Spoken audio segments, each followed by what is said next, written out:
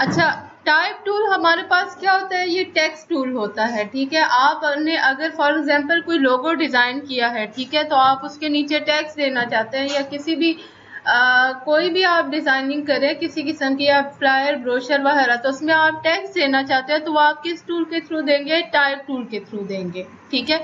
अब आप अगर इसके साइड पे देखें ना तो हाईलाइट भी हुआ है, ठीक है। तो अगर आप इस पे राइट क्लिक करें तो आपके पास सब टूल्स इसके ओपन होंगे, ठीक है। तो सबसे पहले हम सिंपल जो है ना टाइप टूल जो है, इससे हम एक टेक्स्ट, आपने क्या करना है, सबसे पहले आपने इस पे क्लिक करना है, तो ये टाइप टूल जो है ना हमारे पास एक्टिव हो जाएगा, ठीक है। उसके बाद आपने अपने कीबोर्ड पे आके सिंपली प्रेस करना है, तो देखिए सबसे पहले तो ये आपके पास डमी टेक्स्ट आ जाएगा, ठीक है। अगर आप इसको सेलेक्ट करें ना, ठीक है, सेलेक्ट करें और इसे बैक स्पेस से रिमूव करके, अब आप जो भी, जैसे कंपनी नेम नाइकी हो गया, ठीक है, मैंने नाइकी लिख दिया इस पे, ठीक है।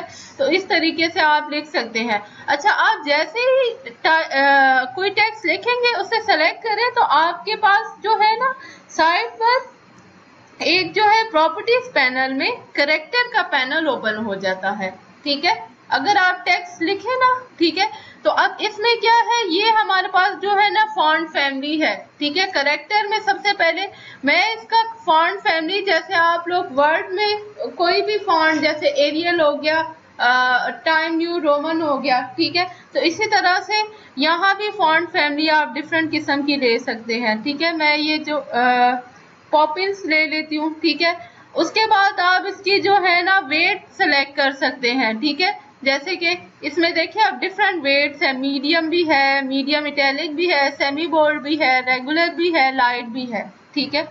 इसके अलावा बोल्ड भी है, एक्स्ट्रा बोल्ड भी है, extra bold italic, black, black italic. तो आपकी मर्जी, आप जो चूज करना चाहें। तो मैंने ये ब्लैक चूज किया है, ठीक है। तो ये देखें इस तरह से। अब जो है ना सेकंड वेट हो गया, फिर उसके बाद नीचे प्रॉपर्टीज में है, ये देखिए ये टेक्स्ट साइज है, ठीक है।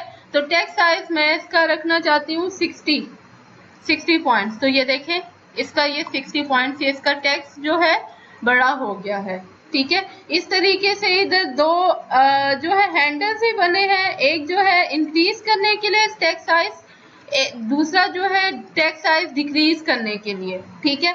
अब ये इसके साथ ही जो है ना ये हमारे पास है लाइन स्पेसिंग, ठीक है। अगर फॉर एग्जांपल नाइकी के अलावा आपके पास एक दूसरी लाइन पे टेक्स्ट है, ठीक है, जैसे ये, ठीक है, ये हमारे पास एक डमी सा टेक्स्ट है, ठीक है। मैं इन दो लाइंस के दरमियान स्पेस देना चाहती हूँ। तो देखें अगर मैं ये बढ़ाऊंगी ना लाइन स्पेसिंग, तो ये इनके दरमियान ये वाली स्पेस लाइन जो है, इनके लाइन के दरमियान में स्पेस बढ़ती जा रही है, ठीक है।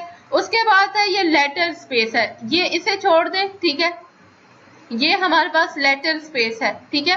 अब ये आपके पास ये जो कैरेक्टर्स है ना, ठीक है, डिफरेंट, ठीक है, इनके दरमियान अगर आप स्पेस देना चाहते हैं, तो देखिए मैं अगर इसके हैंडल से बढ़ाऊं ना, तो ये इनके दरमियान की जो स्पेस है ना, ये लेटर्स के दरमियान की, अगर मैं देखें 100 कर दूं, तो ये आपको वाज़ेह हो जाएगी कि ये लेटर के दरमियान की स्पेस आपको बता रहा है, ठीक है।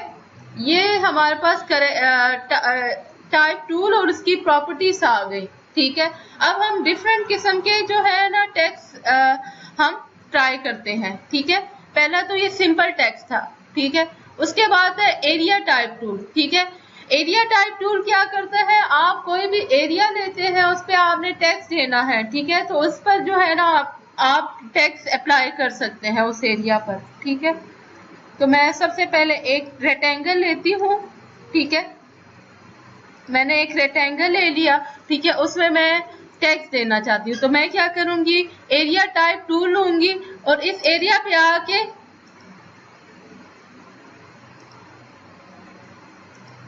सिंपली इस एरिया पे आके मैंने क्लिक किया, तो ये देखें, एक मिनट मैं इसकी लेटर स्पेसिंग और टेक्स्ट साइज भी कम कर देती हूँ।